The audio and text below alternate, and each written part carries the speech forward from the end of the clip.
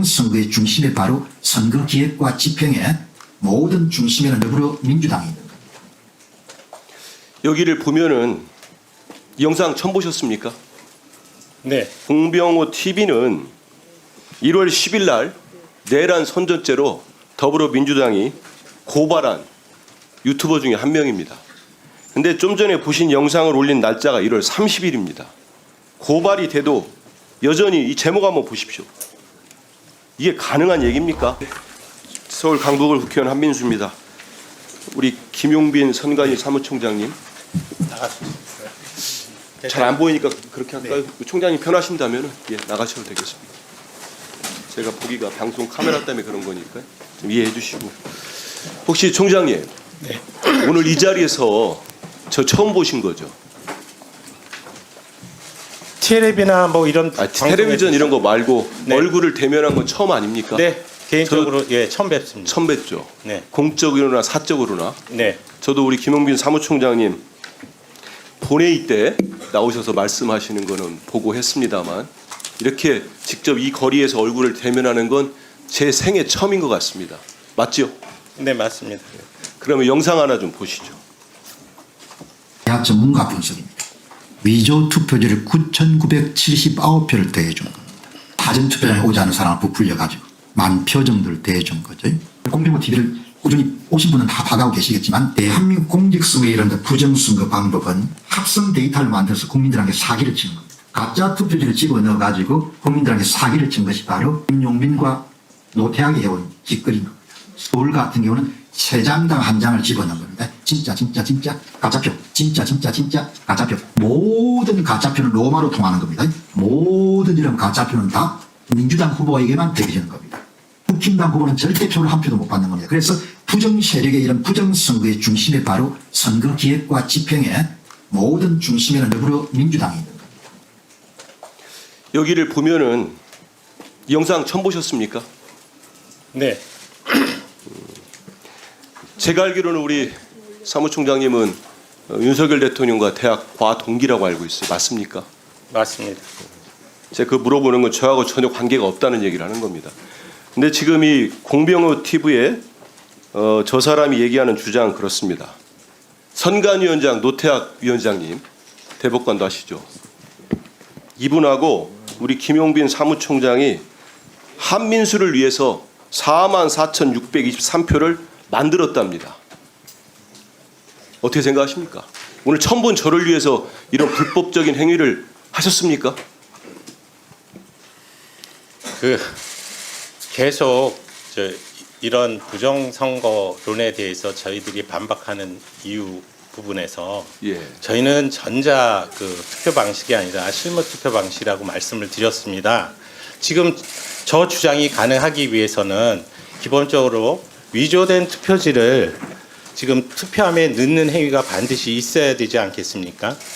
그런데 우리 의원님도 아시고 우리 국민들께서도 직접 투표장에 가셔서 보셨겠지만 투표함을 지키고 있는 참관인이 다 그걸 보고 있습니다. 알겠습니다. 네네. 예, 우리 사무총장님 설명은 익히 많이 들어서 국민들 아시는데 보시면 노태악 위원장이나 김용빈 사무총장님이 제가 받은 표를 조작할 수도 없고 할 이유도 없지 않습니까?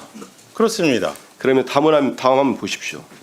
이 공병호 TV는 1월 10일 날 내란 선전죄로 더불어민주당이 고발한 유튜버 중에 한 명입니다.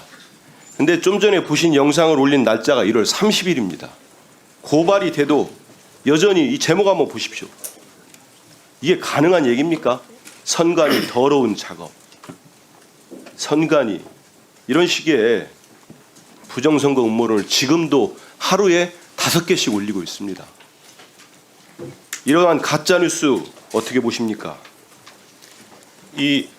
저희 나라뿐만 아니라 이 선진국, 미국을 비롯한 유럽이나 이런 선진국에서도 이 페이크 뉴스 때문에 많은 논란이 있는 것으로 알고 있습니다. 그런데 네. 보시면 다음 화면 보십시오. PPT 보시면 윤석열 대통령이 아시는 것처럼 최후 변론에서도 또 가짜뉴스를 얘기합니다. 우리 사무총장님의 같은 과 동기시기도 한데 가짜 부정 투표용지, 투표 결과가 납득하기 어렵다는 뭐 쭉쭉쭉 얘기합니다. 부정선거 음모론. 어떠한 근거도 되지 못하면서. 근데 최근 언론 보도 보면 그 앞으로 가보시죠. 노상원 전 정보사령관. 이분이 계엄 4대 임무 중에 부정선거 관련 콜센터 설치도 주문했다고 합니다. 이 보도 내용 보셨지요? 네. 선관위 직원을 수용할 공간, 수방사 비원 벙커, 선관위 직원 30여 명에게 질문할 공간, 양심 고백을 하고 콜센터를 설치하고 지시를 불이행하면 체포 조치, 경고를 한다.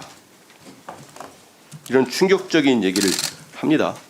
결국은 이 계엄을 실무적으로 준비했다고 하는 노상원 전 정보사령관이 이런 식의 계획을 짰다는 것은 저는 선제 마지막 날까지도 윤 대통령이 이런 부정선거 망상에서 벗어나지 못하고 있기 때문에 그렇다고 봅니다.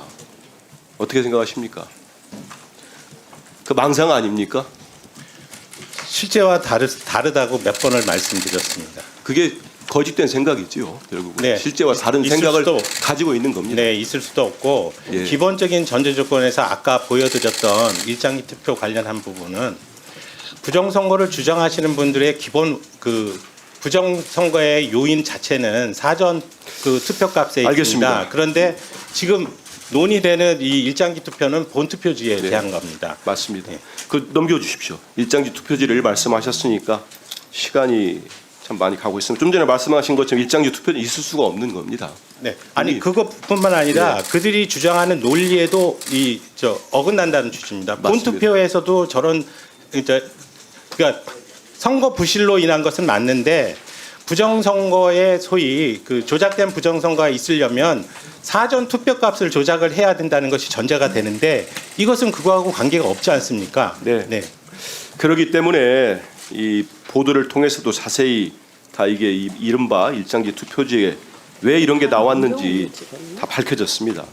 그럼에도 불구하고 대통령 윤석열이 저런 생각을 버리지 않고 계속 선동을 하니까 이걸 믿고 있는 분들이 많습니다. 다음 넘겨보십시오. 그 결과가 나옵니다.